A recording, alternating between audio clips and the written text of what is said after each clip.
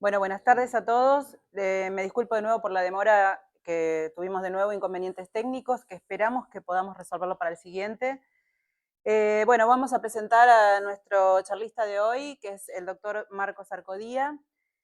Marcos hizo la licenciatura en Ciencias Físicas y el doctorado en la Universidad Nacional de Mar del Plata. Después se mudó para Buenos Aires y es actualmente becario postdoctoral en el IAFE y EJTP del Departamento de Física.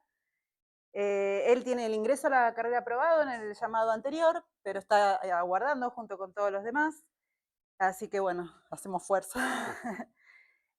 Bueno, Marcos, su tema de investigación se centra en teorías de gravitación en dimensiones superiores, agujeros negros cargados y rotantes, y de eso nos va a charlar hoy. Bueno, muchas gracias, Marcos.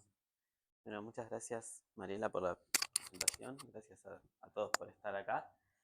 Eh, bueno, comentar nada más que sí, digamos, tengo el ingreso a carrera aprobado en 2023 y estoy con prórroga de la beca postdoctoral como 850 otras personas que en todo el país estamos en esta situación. Esperemos se solucione. Bien, bueno, voy a hablar sobre agujeros negros con rotación y carga eléctrica en 5 dimensiones. Los resultados que voy a comentar forman parte de un trabajo que publicamos en Archive hace poco junto a Gastón Chiribet y Juan Laurnagaray. Bien, y también con la ayuda de Rafael Ferraro, que eh, nos hizo comentarios muy interesantes a lo largo de todo el trabajo. Bien, antes de empezar, quería comentarles un poco por qué estudiamos cosas en 5 dimensiones, ¿no? Cuando digo 5 dimensiones, es una dimensión temporal, 4 espaciales. Ese es el problema que vamos a estudiar. Y a mi modo de ver, hay básicamente dos motivaciones para estudiar puntualmente agujeros negros rotantes y cargados en 5 dimensiones. Eh, bueno, una es holografía. Eh, Estudiamos cosas en 5 dimensiones para poder obtener estudiar o conocer propiedades de un borde en 4 dimensiones que podría representar algo eh, más físico asociado a un universo parecido al nuestro. Y otra motivación eh, viene más de la estructura de la teoría de Einstein, de las ecuaciones de Einstein, que consiste en la existencia de soluciones de agujero negro o no. En 4 dimensiones tenemos, eh, podemos tener agujeros negros con carga, sin carga, eh, con rotación, sin rotación, pero también podemos tener agujeros negros cargados y rotantes a la vez. Eso es la solución de Kerr-Newman en 4 dimensiones. Lo que pasa cuando vamos a dimensiones más altas es que los agujeros negros cargados se generalizan bien, son los agujeros negros de Schwarzschild-Tangerlini. Los agujeros negros rotantes sin carga también se generalizan bien, son los de Myers-Berry, pero cuando queremos juntar carga y rotación, no hay una solución eh, a relatividad general en ese caso, lo cual parece que voy a hablar de algo que no existe porque es el título de la charla, pero hay una salvedad. No, digamos, no tenemos soluciones de agujeros negros rotantes y cargados siempre que consideremos un electromagnetismo clásico de Maxwell. Pero si agregamos un término extra a la acción, un término en la parte electromagnética, un término de Chern-Simons, ahí sí tenemos solución. Y eso es lo que vamos a considerar. Entonces, bueno, un poco voy a hablar de algunas geometrías de electrovacío en 5 dimensiones, que son las métricas de las que vamos a hablar, estos agujeros negros rotantes y cargados. Eh, Después voy a hablar de un caso particular de estas geometrías, que es un caso particular que tiene menos parámetros que la solución general. Eh, una interpretación de esos parámetros extra. Y finalmente un poco de comentar sobre termodinámica de estos agujeros negros, temperaturas y cargas de Komar. Bien, Bueno, primero tenemos la acción del problema que vamos a estudiar es la acción de Einstein-Maxwell-Chern-Simons, que también es el sector bosónico de una acción de supergravedad minimal gaussiana. Tenemos el primer sumando es la acción de Einstein-Hilbert con una constante cosmológica. La lambda minúscula se relaciona con la constante cosmológica de esta manera, de modo que una solución de anti de Sitter va a tener esta lambda chiquita positiva y de Sitter lambda chiquita negativa. El segundo término es la densidad lagrangiana de Maxwell clásica de campo libre. Y el tercer término es el término de Chern-Simons. Es un término que, bueno, recordemos, A es una forma diferencial, F es el diferencial de A, es una dos formas. Estos términos podemos tenerlos en dimensión impar y tienen distintas expresiones según la dimensión, siempre que sea impar. Y bueno, en este caso nos da una 5 forma, por lo tanto es una forma, digamos, es proporcional a la forma volumen y puede entrar en la acción. Es un término que nos da dinámica, porque si variamos las ecuaciones, si variamos la acción esta, bueno, nos da las ecuaciones de Einstein, que tienen por fuente al campo electromagnético S, y en la parte del sector electromagnético nos da, si el acoplamiento de Chern-Simons fuera cero, nos da Maxwell libre, pero como la teoría de Maxwell-Chern-Simons nos da este término adicional. Entonces, vamos a estudiar una familia de soluciones a estas ecuaciones que fueron publicadas por Rafael Ferraro en un trabajo de 2018. Y son soluciones de agujero negro cargado que tienen distintos parámetros. Hay algunas propiedades que podemos identificar físicamente. Tienen un parámetro de masa, tienen un parámetro NAT, que es rápidamente es el equivalente gravitacional a un monopolo magnético, a un momento monopolar magnético. Las métricas de NAT en 4 dimensiones están, la fuente es una cuerda cósmica que tiene densidad de momento angular y tiene dos parámetros de rotación independientes, A y B. ¿Por qué dos parámetros de rotación? En 4 dimensiones tenemos el agujero negro de Kerr, tiene un parámetro de rotación A, acá tenemos que agregar otro, porque en 5 dimensiones tenemos 4 dimensiones espaciales, podemos formar dos planos independientes, en el cual una partícula puede rotar, digamos, girar o desplazarse. Entonces, nuestro agujero negro más general va a tener dos momentos angulares. Entonces, vamos a tener dos momentos angulares independientes, carga eléctrica y constante cosmológica. Estas métricas además tienen otros parámetros adicionales cuya interpretación no es tan directa. Y algo que nos preguntamos es si podemos interpretar estos parámetros de alguna forma o no, que ya les voy a mostrar cuáles son esos parámetros. Bien. Entonces, ¿cómo obtenemos esas soluciones? La idea es resolver las ecuaciones de Einstein, que son muy complicadas en general, son ecuaciones paramétricas, son no lineales.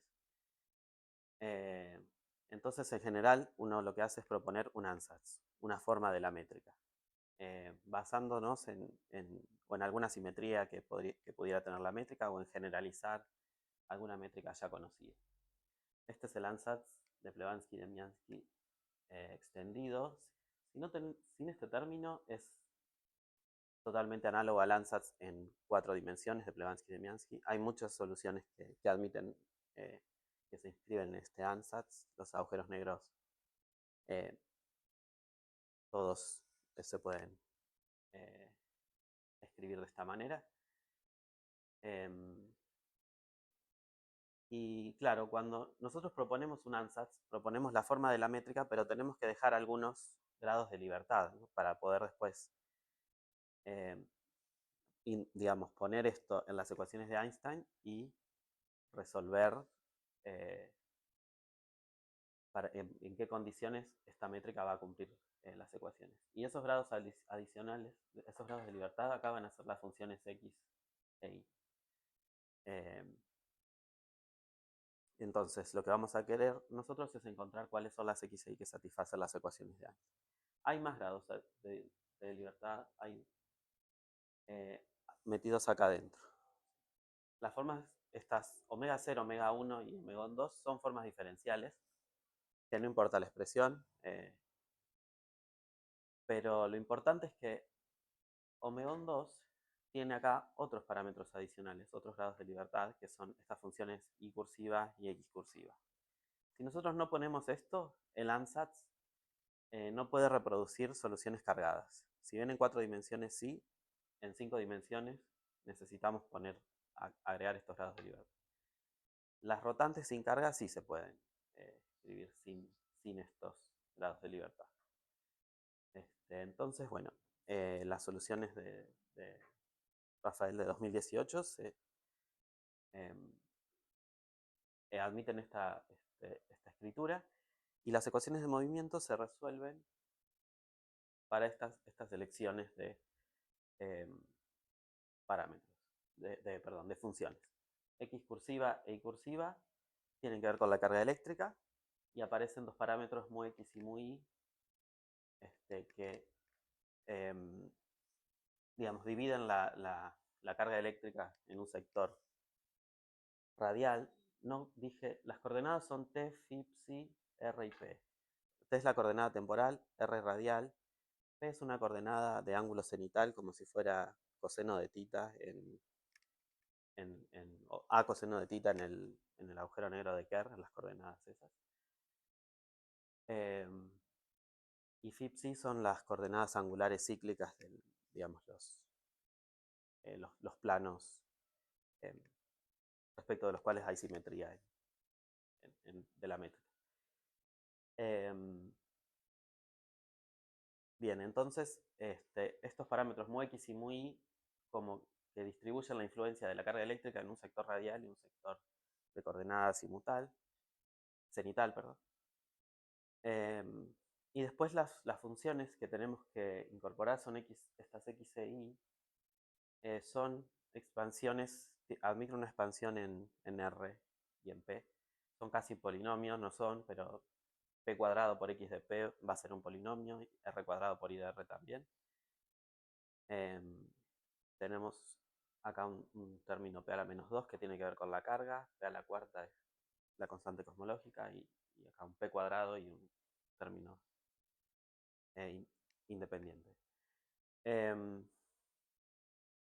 Una característica importante es que esta métrica tiene asignatura lorentziana solo si X de P es positivo. Entonces, esto es algo que se va a tener que cumplir y entonces van a ser importantes en algún punto las raíces de la función X.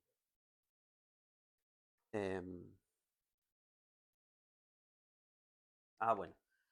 Acá tenemos, acá están todos los parámetros de la métrica. A y B, habíamos dicho, son los parámetros de rotación que están relacionados al momento angular. Lambda está asociada a la constante cosmológica. M la masa. N es el parámetro NAT. Q la carga eléctrica, pero además tenemos estos parámetros extra que no tenemos una interpretación directa, pero que son mu X, mu Y y alfa. Y vamos a ver si podemos hacer algo con eso. Interpretarlos de alguna manera.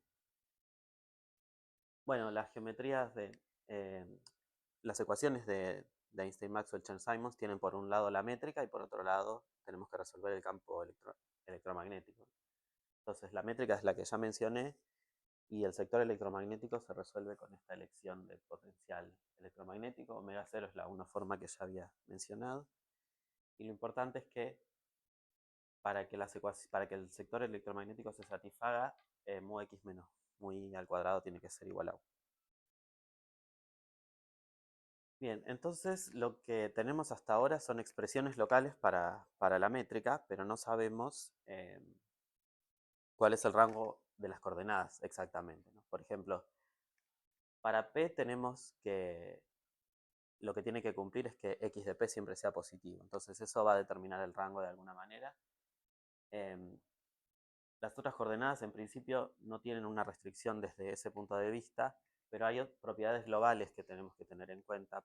Por ejemplo, la existencia o no de singularidades cónicas en el infinito.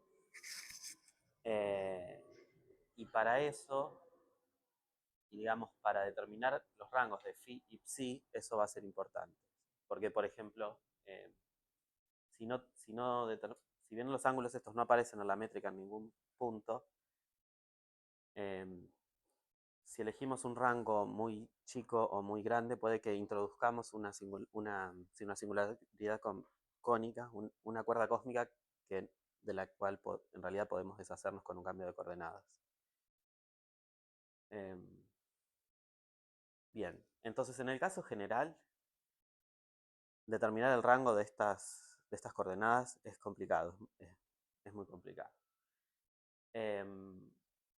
Vamos a analizar un caso particular, es un caso de una métrica que está inscrita en este ANSATS y que se obtiene con una elección particular de parámetros.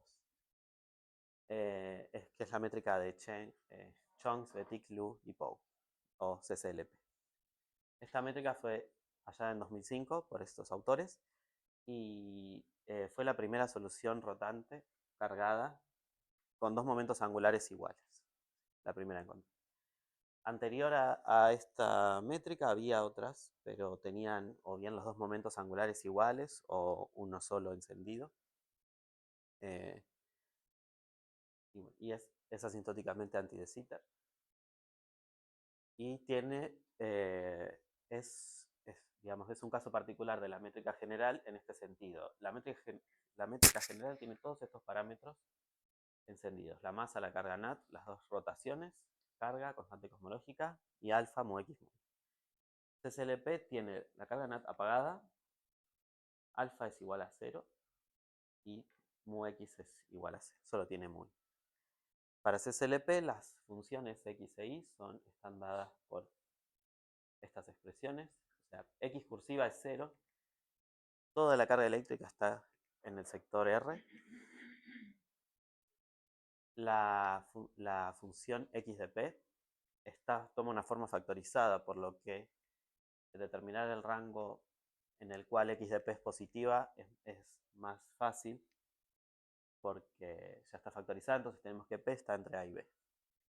Y siempre que se cumpla esa desigualdad. Y bueno, la función I de R tendrá esta expresión que en principio no nos da tanta información, pero las raíces de esta función están asociadas a horizontes del agujero negro. Bien. Algo importante para esta métrica particular es que cuando hacemos una expansión de la métrica en potencias de 1 sobre R y vamos a infinito, podemos ver que el comportamiento asintótico es exactamente, la métrica es exactamente anti de Sitter en coordenadas esferoidales obladas, que son parecidas a esféricas, pero en lugar de esféricas son hiperelipsoides achatados, donde ese achatamiento está asociado a los parámetros A y B. Bien. Entonces, esto nos da una forma sencilla de asegurarnos que no existan singularidades cónicas, de determinar el rango de los ángulos, asegurándonos de que no existan singularidades cónicas. Si nosotros,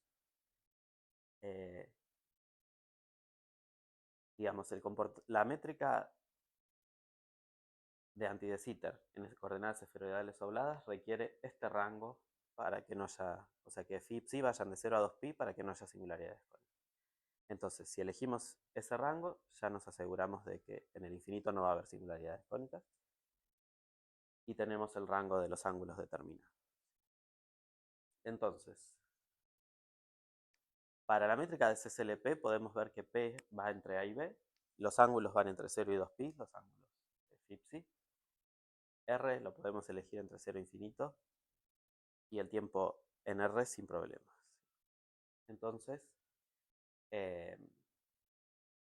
para CSLP tenemos una expresión global, o por lo menos de un parche global, para la métrica, que para la métrica general en principio no lo tenemos.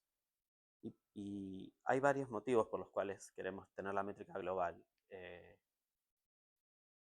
En principio, cuando queremos calcular cargas conservadas, tenemos que integrar.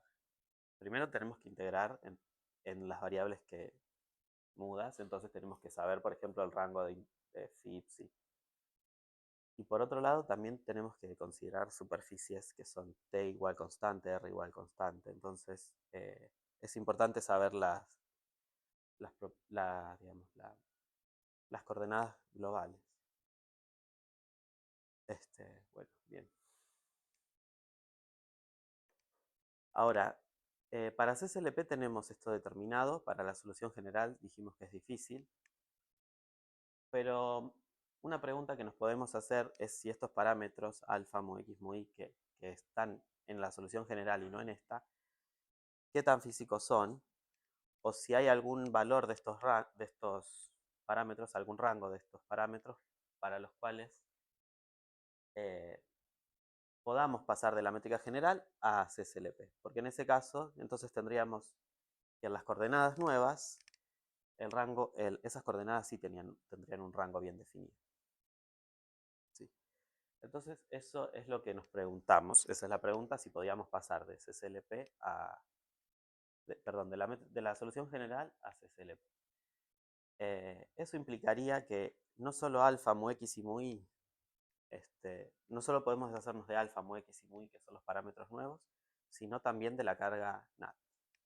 Y esto era algo que, digamos, teníamos un antecedente, que era que en 2007 Chen y colaboradores habían demostrado en otro caso que uno podía deshacerse de la carga NAT en 5 dimensiones. Lo que ellos demostraron fue que si teníamos la métrica de Kerr, NAT, anti de Sitter, esto es una métrica de NAT, que es, digamos, es medio complicada la métrica de NAT de por sí, no voy a hablar mucho, pero es básicamente el análogo gravitacional a un monopolo magnético o un campo gravitacional que tiene por fuente una cuerda infinita con una densidad de momento angular. Bueno, esto además tiene rotación, además de la carga NAT, y es asintóticamente ADS.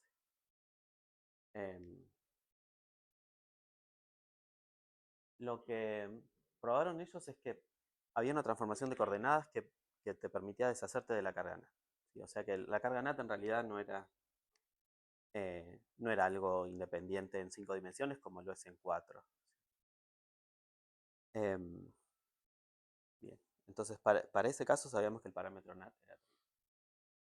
Entonces lo que intentamos hacer fue ver si podíamos deshacernos de los otros parámetros también, además de la carga. Y entonces observamos algo, que es que mediante este cambio de coordenadas, que está inspirado en el de ellos, pero este cambio sirve para el caso cargado, ¿no? Acá no hay carga eléctrica. Lo que nos preguntábamos es si en el caso cargado eléctricamente pasaba lo mismo. Entonces, si cambiamos tiempo y ángulos de esta forma, junto con un rescaleo de todas las coordenadas, con este parámetro de escaleo kappa, si hacemos esto, la métrica, bueno, es la misma forma que antes, pero ahora las formas diferenciales son omega 0 tilde, omega 1 tilde y omega 2 tilde. Lo que pasa es que ahora, después de hacer esa transformación de coordenadas, omega 0 y omega 1 no dependen de A y B, no dependen de los parámetros de rotación. Omega 2 depende, pero de una forma muy, muy particular, que ya les voy a contar mejor. Pero en principio lo que pasa una vez que hacemos este cambio de coordenadas es que toda la dependencia de los parámetros queda contenida enteramente en las funciones x de p e y de r. Queda todo ahí. ¿sí? Ven que, digamos, si omegas, si estas no dependen de A ni de B, ni de ningún otro parámetro, eh, supongamos que esta tampoco depende pero de una forma que es muy, muy particular. Entonces, la única dependencia con parámetros aparece en las funciones x e y. Bien, ¿qué son estas? Acá aparece la constante capa del rescaleo que hicimos.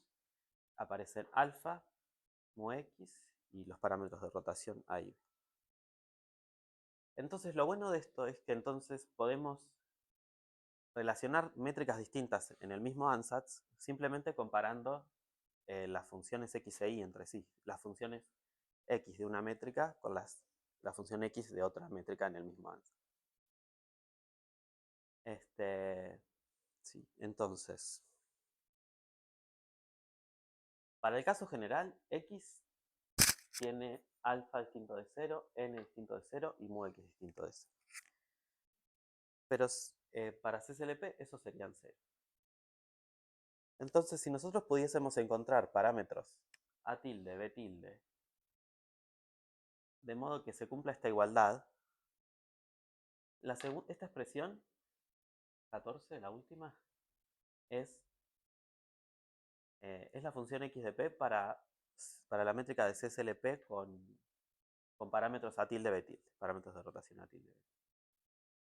Entonces, si podemos resolver encontrar a tilde, b tilde, tal que se cumplan estas ecuaciones, estas dos métricas, estas dos funciones serían iguales y la métrica original sería equivalente a CSLP con estos parámetros modificados, a tilde y b tilde.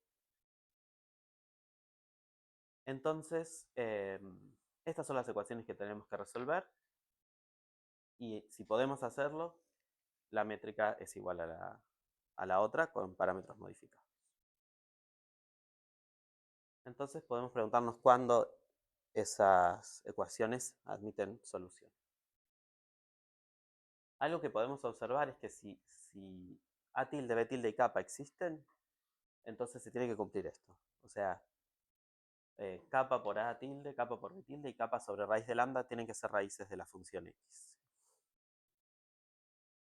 Entonces esto nos dice que a tilde, B tilde y kappa los podremos expresar en términos de las raíces del polinomio UP, p cuadrado por x. Entonces, si suponemos, este polinomio en general se puede escribir así, porque por las propiedades que tiene. El polinomio es un polinomio cúbico en p cuadrado en realidad. Y en general, las raíces van a ser complejas. ¿Sí? Las raíces van a existir, pero van a ser complejas en general. Y si elegimos a tilde, b tilde y kappa según la ecuación 18, ya obtenemos que las ecuaciones se van a cumplir, como una consecuencia de las fórmulas de Vieta, que son fórmulas que relacionan las raíces de un polinomio con los coeficientes del polinomio. Bien. Entonces, de acá deducimos que siempre hay soluciones a esta ecuación, pero son complejas en general. Hay algunos casos, digamos, para pedir que sea exactamente, que la métrica sea igual a CSLP con parámetros reales, tenemos que restringirnos un poco el espacio de parámetros. Vamos a considerar el caso de lambda positivo, o sea, asintóticamente anti de Sitter, como es la solución CSLP original. Bien, entonces, nosotros teníamos que para CSLP, el polinomio p cuadrado por x de p está dado por la ecuación 20. Si comparamos con 19, lo que vemos es que para que sea equivalente a CSLP, p0 cuadrado, p1 cuadrado y p2 al cuadrado, los tres tienen que ser positivos. Entonces, eso es lo que vamos a querer resolver las ecuaciones.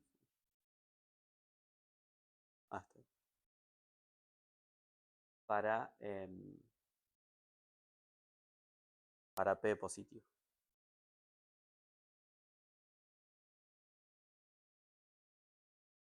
Creo que falta una de positiva.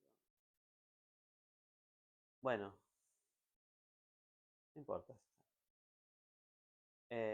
Algo que... Sí, falta una diapositiva, pero básicamente si nosotros expresamos estas tres ecuaciones en función de en términos de las raíces de p0 cuadrado, p1 cuadrado y p2 al cuadrado, lo que nos quedaría es... esas tres ecuaciones son la intersección entre un plano, una superficie cuádrica y una cúbica.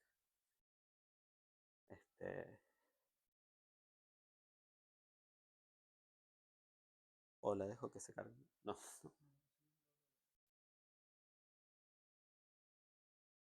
No importa si no.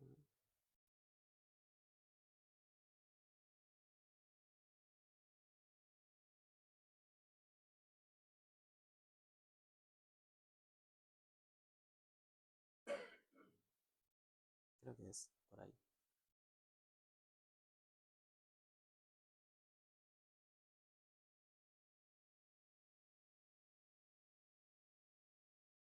No importa, no. Sigo. Sí. Bueno, sigo. Bueno, entonces tenemos que lo que tenemos que resolver es una intersección entre esas tres superficies. Restringido a, bueno, T0, T1 y T2 mayor a 0. Esto es, T0 es P0 cuadrado, T1 es P1 cuadrado y T2 es P2 cuadrado. Acá es, digamos, tenemos otras coordenadas, pero la región esta está determinada por el triángulo azul. ¿Sí? Toda esa región sólida. La intersección entre la cuádrica y el plano son los círculos verdes, y la intersección entre la superficie cúbica y el plano es la superficie naranja. Entonces, bueno, acá se ve, por ejemplo, que para que haya intersección dentro de la región azul, el radio de la curva verde tiene que ser menor, tiene que estar acotado, y en general hay una serie de cotas que surgen de ahí para que esto tenga solución, que se traducen a esto. Son, digamos, numéricamente no son muy lindas, pero representan esas posibilidades, la posibilidad de intersección entre el círculo y la otra curva.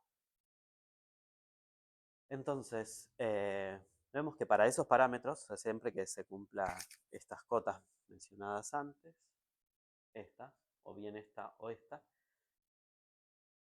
fíjense, digamos, acá digamos, definimos C, K y F de esta forma. Son constantes que agrupan, que dependen de lambda, alfa, n.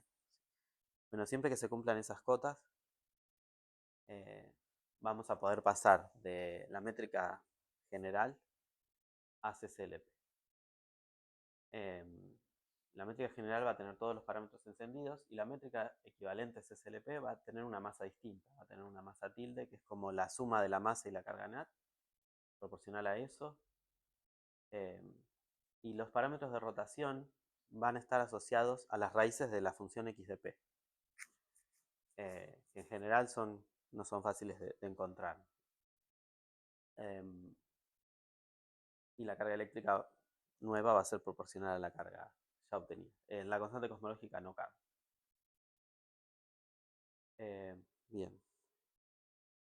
Bueno.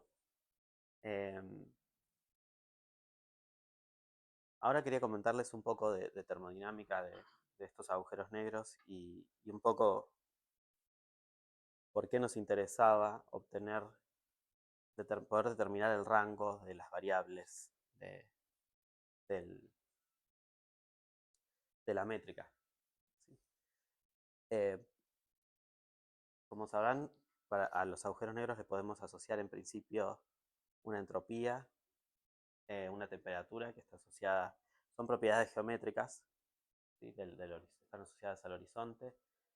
Y en particular estos agujeros negros rotantes también tienen velocidades de rotación que están asociadas al vector de Killing que genera el horizonte.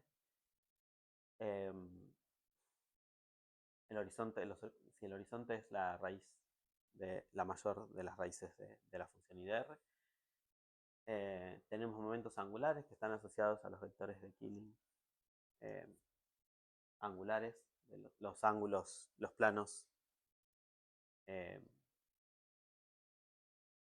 donde el agujero negro rota. Y tenemos, como hay carga eléctrica, tenemos un potencial electrostático y una carga que se calculan por integración de flujos. Entonces, la idea era poder calcular todo esto, todas estas cantidades, o por lo menos las de la derecha, y ver si podíamos definir una masa invariante a partir de eso. Y ver, digamos, si... Nada, intentar corroborar la primera ley para estos agujeros. Ahora teníamos algunos desafíos para calcular las cargas y potenciales termodinámicos para la métrica general. Primero, tenemos que hacer integraciones en la superficie T constante, R constante. Y por lo tanto tenemos que integrar en el resto de variables. Entonces teníamos que determinar correctamente cuál era el dominio de esas variables para poder integrar bien y además asegurarnos que estábamos en un marco asintóticamente no rotante para que la velocidad angular sea efectivamente la velocidad angular respecto de un observador lejano sin rotación. Eso está relacionado también con la no existencia de singularidades cónicas en el infinito. Y algo que nos pasaba con las métricas generales es que no era claro que asintóticamente sean anti de Sitter en esferoidales obladas. ¿Sí? Está entre paréntesis la A porque podría ser de Sitter también, pero en la charla consideré solamente el caso anti de Sitter. Bien. Digamos, sí sabíamos que todas son asintóticamente anti de Sitter, pero las coordenadas no eran buenas. Entonces eso nos hace difícil de identificar el periodo correcto para los ángulos. Y algo que nos pasaba era que las integrales de Komar, o sea, cuando tomamos el vector de Killing, calcular el momento asociado al vector de Killing, eso no nos convergía. Entonces, bueno, no sabíamos bien qué hacer con eso. Quizás se puede usar alguna técnica de sustracción de algún momento angular de fondo. Pero bueno, fuimos probando muchas cosas y al final, buscando simetrías, digamos, pidiendo que en el infinito tuviera un buen comportamiento, en el sentido que no haya singularidades cónicas ni nada, encontramos que la transformación de coordenadas que teníamos que usar nos llevaba a la métrica a la forma de CSLP directamente. ¿Sí? Y entonces, ¿qué pasa? Si calculábamos, CSLP tiene un buen rango para las coordenadas, ya tiene muchas propiedades buenas. Y podíamos calcular todo, ya estaba calculado en realidad. Entonces, usando los resultados de las cantidades conservadas de CSLP, podríamos obtener las propiedades para la métrica con parámetros distintos, solamente cambiando los A por A tilde, B por B tilde, Q por Q tilde. Bien. Entonces, eso. Digamos, acá hay un resumen de lo que estuvimos haciendo. Hay dos cosas que quedaron afuera, porque, digamos, que están en el trabajo, pero que no que quedaron afuera de la charla porque consideré que era muy larga, sino, pero, un tema es la interpretación de la coordenada temporal, porque esta transformación que tenemos que hacer mezcla ángulos con tiempo. Y entonces ahí hay que considerar el periodo de las coordenadas y si algún tiempo, alguna coordenada temporal se vuelve cíclica o no cuando hacemos esa transformación de coordenadas. Y lo que en realidad veíamos era que el, el tiempo que parece no ser cíclico es el de CSLP, el que al transformar nos da CSLP. Entonces, eso es importante también para elegir las superficies de t igual constante, porque tenemos dos tiempos, lo cual es la superficie t igual constante que hay que considerar en cada caso. Eso. Y por otro lado, también en el trabajo que subimos al archive,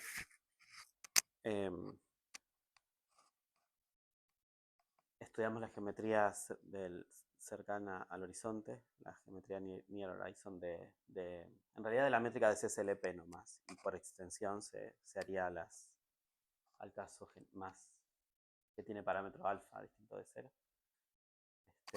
Y en particular calculamos el modo cero de estas cargas asociadas a las geometrías asintóticas cerca del horizonte, a las simetrías asintóticas cerca del horizonte. Y obtuvimos los mismos resultados, o sea, como por dos caminos distintos, por dos técnicas distintas, los momentos angulares dan iguales, la entropía también, así que es más que nada un chequeo de consistencia del método de la geometría cercana al horizonte. Eso es todo.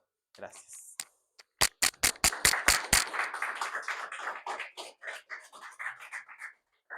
Bueno, muchas gracias, Marcos. ¿Preguntas? ¿Alguna pregunta? ¿Dónde prendió esto? Quise prender la luz. Espera. Rafael, espera.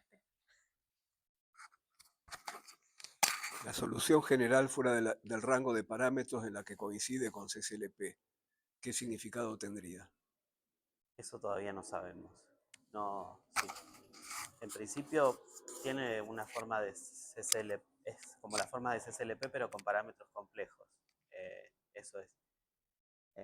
Para algunos casos se puede interpretar como una rotación en lugar de A y por A, pero en el caso general todavía no sabemos qué interpretación tendría. Sí. Marcos, al principio dijiste que la solución que tienen es modificando las ecuaciones de Maxwell Sí. electrónicamente. ¿Y eso qué onda con eso? O sea, ¿cuánto te apartás, digamos, hay algo que se pueda manifestar, que uno pueda detectar de eso? Es una modificación que solo se puede hacer en dimensiones impares, en principio, que es agregar el término de Chern-Simons. No sé bien qué propiedades podría uno buscar para ver si eso es así o no. Entiendo que la idea original era, partiendo de eso, intentar llevar el parámetro de acoplamiento ahí de Chern-Simons a cero. Entonces, digamos, de modo de poder considerarlo como poder llegar a Maxwell a partir de eso. Pero no, digamos, estas soluciones no nos permiten poner el parámetro S igual a cero. Eso es lo que puedo.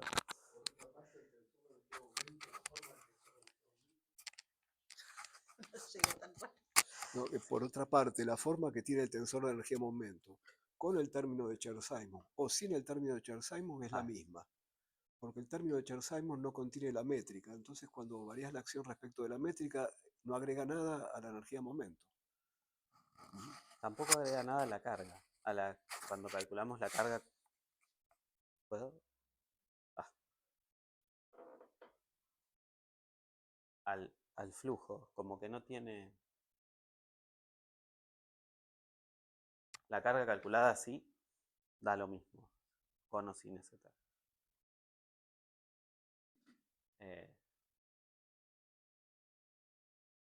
sí, no fuimos, no exploramos tanto por ese lado. ¿Alguna pregunta más? Una pregunta banal.